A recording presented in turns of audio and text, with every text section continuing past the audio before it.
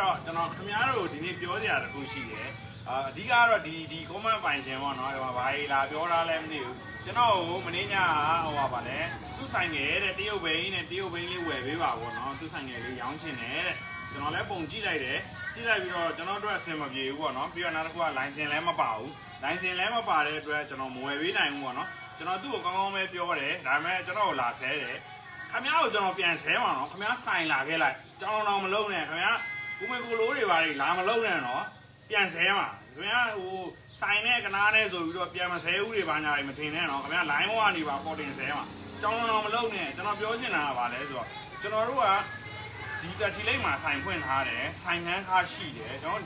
ဒီမှာဆိုကျွန်တော်ဒီဆိုင်ဆိုရင်ကြည့်လိုက်နော်ဒီဆိုင်ကတိတိလေးပဲဒါပေမဲ့ဒီဆိုင်ရဲ့ဆိုင်ကန်းခါတစ်လောက်ဘတ်1000ဝန်းကျင်ရှိတယ်ကျွန်တော်ကရေဘုံမီးဘိုးကပြီးဆိုဘတ်1000ဝန်းကျင်ရှိတယ်အဲ့ဒီအတွက်ကိုကျွန်တော်တို့ကဟိုပြောမယ်ဆိုရင်ဆိုင်ငယ်တစ်စီးကို2000 3000လောက်မှမမြတ်ဘူးဆိုကျွန်တော်တို့ရောင်းမယ်လို့မရဘူးเนาะအဲ့တော့ဒီဆိုင်ငယ်ဆိုရင်လည်းကျွန်တော်ပြီးခဲ့တဲ့လကကျွန်တော်ရောင်းပေးထားတယ်ဒါပေမဲ့ပိုင်ရှင်ကအကြောင်းမျိုးအကြောင်းသူပတ်စံလိုတယ်အဲ့တော့အခုပြန်ဝယ်ပေးပါဆိုတော့ကျွန်တော်စစ်ကြည့်တယ်โอเคတယ်ဟိုနောက် break shoe shape break shoe လေးနည်းနည်းပါရော့တာလောက်ကလွှဲရင်ကျန်တာဘာမှမလိုတဲ့အတွက်ကျွန်တော်ပြန်ဝယ်ပေးထားတယ်เนาะအဲ့တော့ကျွန်တော်ဒီဆိုင်ငယ်လေးကိုဟိုသူလည်းအဆင်ပြေကျွန်တော်လည်းအဆင်ပြေဆိုတော့ဈေးနှုန်းလေးတစ်ခုနဲ့ကျွန်တော်တို့8000ဝန်းကျင်နဲ့ကျွန်တော်ပြန်ဝယ်ပေးထားတယ်เนาะကျွန်တော်အခုပြန်ရောင်းမယ်ကျွန်တော် shape break shoe တွေနောက် break shoe တွေလိုအပ်တဲ့ service တွေဝင်မယ်ကျွန်တော် inline တွေဘာညာတွေလဲမယ်လဲပြီးသွားရင်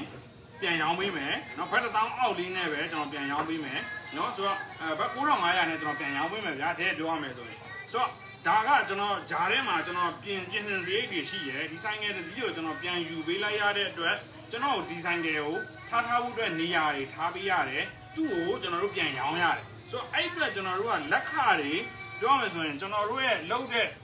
ဒီဝန်ဆောင်ခတွေအတွက်ကိုကျွန်တော်တို့ကပတ်စံပြောပြတာဘာဖြစ်လို့လဲဆိုတော့ကျွန်တော်ဒီတရုတ်ဘိန်းတွေကိုကျွန်တော်မဝယ်တာမဟုတ်ဘူးအရင်တော့ကကျွန်တော်ဝယ်တယ်ဝယ်ပြီးတော့ကျွန်တော်ပြန်ရောင်းတယ်အဲ့ဒီကျွန်တော်အဲ့ဒီ comment ပိုင်ရှင်ရေးထားတဲ့ဗီဒီယိုမှာလည်းတက်ကြည့်လိုက်တော့ကျွန်တော်တရုတ်ဘိန်းတွေကျွန်တော်ရောင်းပေးတယ်ရောင်းပေးတော့ဘယ်လိုဖြစ်လဲဆိုတော့တရုတ်ဘိန်းတွေဗျာထားပါတော့ကျွန်တော်ကောက်စီ2000လောက်နဲ့ကောက်လိုက်တယ်ပေါ့ဗျာထားပါတော့ကျွန်တော်တရုတ်ဘိန်းနည်းနည်းအဆင်ပြေတဲ့ဘိန်းဆိုတော့2000လောက်နဲ့ကောက်လိုက်တယ်ဒါပေမဲ့ကောက်ပြီးသွားရင်ကျွန်တော်ပြန်ရောင်းတဲ့အခါကျရင်ရှုံးခံပြီးတော့ရောင်းတာဒါရှုံးခံပြီးရောင်းတာတော့မှတချို့ဆိုင်ငယ်တွေကဝယ်ဦးမဝယ်တာဗျာဘာဖြစ်လို့လဲဆိုတော့ဟိုဒီတက်ချီလိမ့်မှာကညာသောအဖြစ်ကလူရဘိန်းပဲစီးကြတာဗျာဟိုထားပါတော့4-5000တက်နိုင်တယ်ဆိုရင်တော့သူကတရုတ်ဘိန်းမရှာကြဘူးညာသောအဖြစ်ကလူရဘိန်းပဲလူရဘိန်း4-5000နဲ့ကကျွန်တော်တို့ပုံဟောင်းပုံပြောင်းလို့ဒီလိုမျိုးပေါ့နော်နည်းနည်းအဆုပ်ဆိုရင်တော့မှယူရီးယားဘိန်းပဲရှာပြီးတော့စီးကြဆိုတော့ဒီမှာပြောမယ်ဆိုရင်ဈေးကွက်ချိန်တွေရကျွန်တော်တို့ကတရုတ်ဘိန်းကရောင်းမှမဖြစ်ဘူး